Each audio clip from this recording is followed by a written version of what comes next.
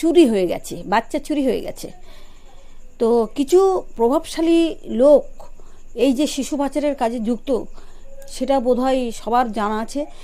তারা বিভিন্ন লোককে তার সেই কাজে ইনভলভ করে এই শিশু পাচারের কাজ বা বাচ্চা চুরির কাজটা কিন্তু তাদের দিয়ে করায়, এবং সেই তাদের দেহ প্রত্যঙ্গ সমস্ত কেটে বিক্রি করে কিন্তু বিদেশে পাচার করে।